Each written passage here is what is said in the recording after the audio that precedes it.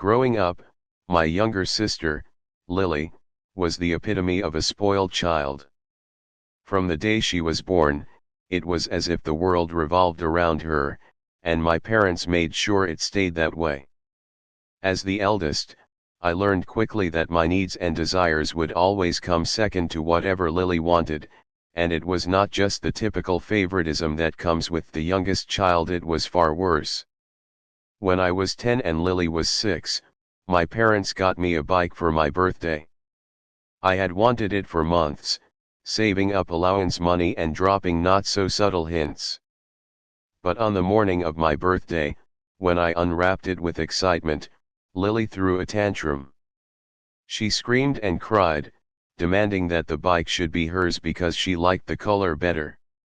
My parents, always quick to appease her, told me I had to share it. I remember being devastated, but that was just the beginning. As we grew older, the gap between how we were treated became even more glaring. I was expected to do well in school, help around the house, and behave responsibly, while Lily was excused from every responsibility. When I got my first part-time job at 16, Lily had just turned 12. She begged my parents for an allowance even though she didn't lift a finger around the house, and without hesitation, they started giving her twice the amount I was earning from my job. No explanation, no reasoning, just because she wanted it. By the time I was ready for college, I had worked hard, saved up, and even earned a small scholarship. Lily, who was still in high school, was already being groomed for the lavish life my parents planned for her. They promised to pay for her to attend any college she desired, while I was told I would have to take out loans for most of my tuition.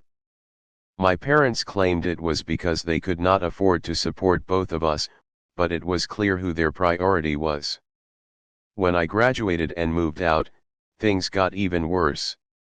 Lily had just turned 18 and demanded a brand new car. My parents bought her a luxury vehicle without hesitation, despite the fact that I had been driving an old hand-me-down sedan for years. Whenever I tried to point out the disparity, my parents would brush me off, telling me that Lily was different or that she needed more attention. But the final straw came last year. I had been working tirelessly, saving up for my own place, and finally, I managed to buy a small condo.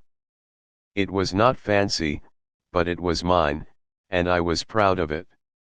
Lily, who was 21 by then and had never held a job or paid for anything herself, decided that she wanted her own place, too.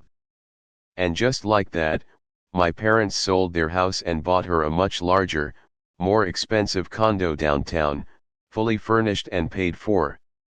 They did not even ask her to contribute a dime. I was livid, but when I confronted them, they acted like it was normal. "You're self-sufficient," they said, "Lily still needs our help." It was at that moment that I realized nothing would ever change. No matter how hard I worked or how much I accomplished, I would always come second to Lily. The hardest part is not even the financial inequality, it is the emotional toll of knowing my parents will never see me as equally deserving of their love and support. They have created a monster in Lily, and I have had to accept that she will never understand what it means to work for anything. These days, I barely speak to my family. I still see them at holidays, but the distance between us grows every year. Lily, now 24, is still living off my parents, still jobless, and still demanding everything she wants. And my parents, they are struggling financially but refuse to admit that their endless coddling of Lily has left them in a precarious situation. It is hard to watch, but I know I made the right decision by stepping away. Some people will never change, and sadly, that includes my parents and my spoiled sister.